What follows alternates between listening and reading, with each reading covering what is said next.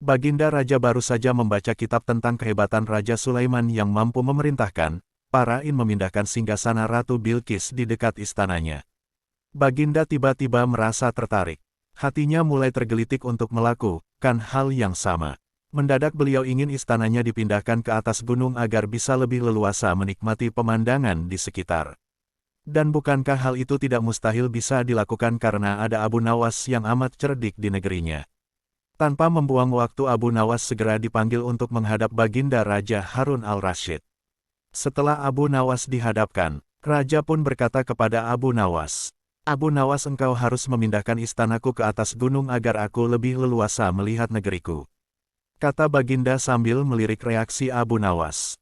Abu Nawas tidak langsung menjawab. Ia berpikir sejenak hingga keningnya berkerut. Tidak mungkin menolak perintah Baginda kecuali kalau memang ingin dihukum. Akhirnya Abu Nawas terpaksa menyanggupi proyek raksasa itu. Ada satu lagi, permintaan dati Baginda, pekerjaan itu harus diselesaikan hanya dalam waktu sebutan. Abu Nawas pulang dengan hati masgul. Setiap malam ia hanya berteman dengan rembulan dan bintang-bintang. Hari-hari ditewatinya dengan kegundahan. Tak ada hari yang lebih berat dalam hidup Abu Nawas kecuali hari-hari ini. Tetapi pada hari ke-9 ia tidak lagi merasa gundah gulana. Keesokan harinya Abu Nawas menuju istana, ia menghadap Baginda untuk membahas pemindahan istana. Dengan senang hati Baginda akan mendengarkan apa yang diinginkan Abu Nawas. "Ampun tuanku, hamba datang ke sini hanya untuk mengajukan usul untuk memperlancar pekerjaan hamba nanti," kata Abu Nawas.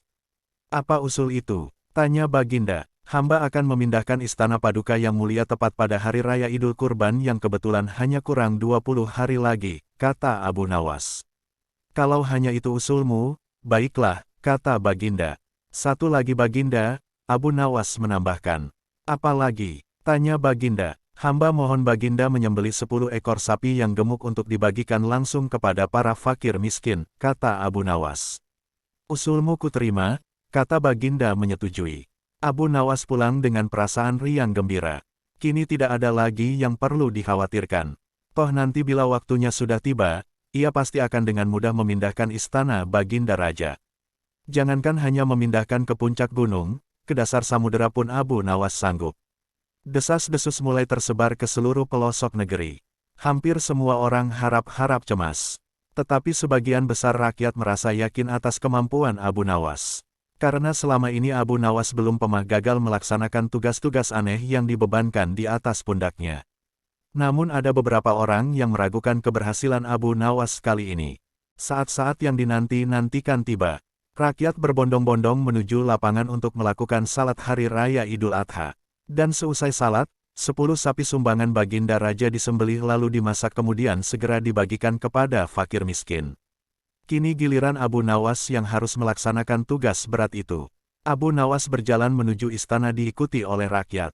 Sesampai di depan istana Abu Nawas bertanya kepada Baginda Raja.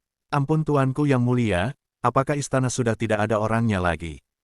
tanya Abu Nawas. "Tidak ada," jawab Baginda Raja singkat. Kemudian Abu Nawas berjalan beberapa langkah mendekati istana, lalu berdiri sambil memandangi istana. Abu Nawas berdiri mematung seolah-olah ada yang ditunggu. "Benar," Baginda Raja akhirnya tidak sabar. Petik 1. "Abu Nawas, mengapa engkau belum juga mengangkat istanaku?" tanya Baginda Raja. "Hamba sudah siap sejak tadi Baginda," kata Abu Nawas. "Apa maksudmu engkau sudah siap sejak tadi? Kalau engkau sudah siap, lalu apa yang engkau tunggu?" tanya Baginda masih diliputi perasaan heran. "Hamba menunggu istana Paduka yang mulia diangkat oleh seluruh rakyat yang hadir untuk diletakkan di atas pundak hamba. Setelah itu hamba tentu akan memindahkan istana Paduka yang mulia ke atas gunung sesuai dengan perintah Paduka," kata Abu Nawas. Baginda Raja Harun al-Rasyid terpana. Beliau tidak menyangka Abu Nawas masih bisa terhindar dari hukumannya. Allahu alam bisawab.